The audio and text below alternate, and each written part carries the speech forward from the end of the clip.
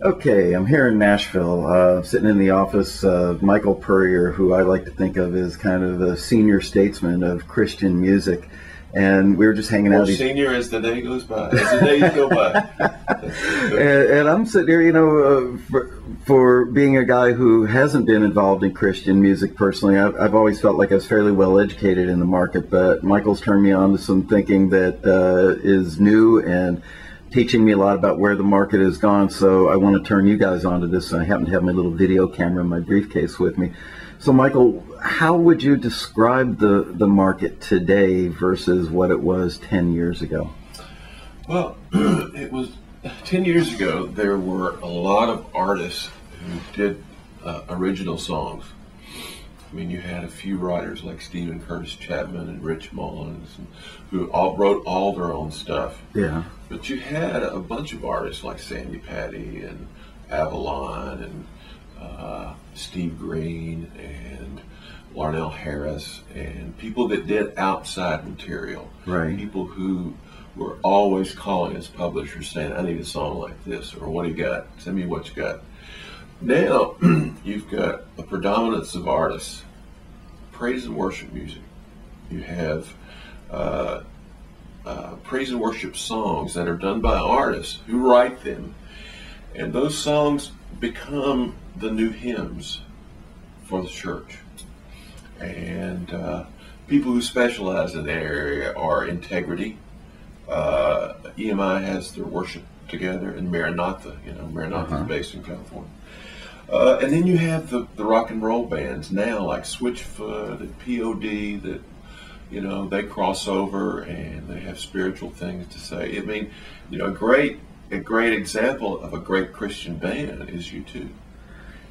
So is it a fair statement to say that the lyric content has become less overt and maybe more subtle and more about values? Well, in the praise and worship field, it's definitely very overt, and it's for people who go to church every Sunday and want new material and want songs that they can use for their worship service.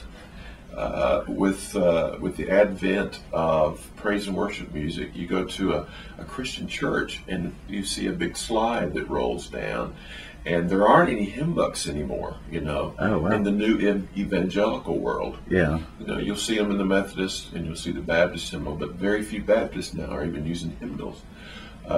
Interesting. You have an overhead, and the lyrics are projected. Yeah. And people use that praise and worship music as their new music to worship by. And what about the rock stuff for the younger audience? The rock stuff, there are actually some praise and worship, edgy rock artists like Stellar Cart. Oh gosh, what's his name? That for EMI, he's a wonderful guy. I'm drawing a blank on him. But he writes praise and worship stuff that's edgy and that's really, really cool sounding stuff for the kids, because the kids have their own worship service a lot of times on Wednesday nights, maybe even on Sunday morning. And then you have the rock bands who write their stuff, and a lot of the Christian labels are looking for those kind of bands. They're looking for the praise and worship artists who already have a history of writing songs for the church. Right. Or they're looking for the bands that they feel that they could cross over, like a Switchfoot, like a POD, like a Mercy Me. I can only imagine. That's a kind of a freak of nature. I can only imagine. So. And where's Christian radio at right now? Christian radio, they are into playing a lot of praise and worship music. Then you have the CHR that plays the bands.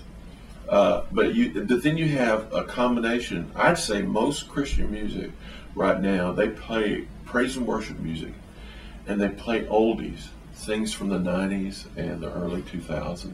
Those are oldies now. Yeah, those are oldies now. Not as old as we are.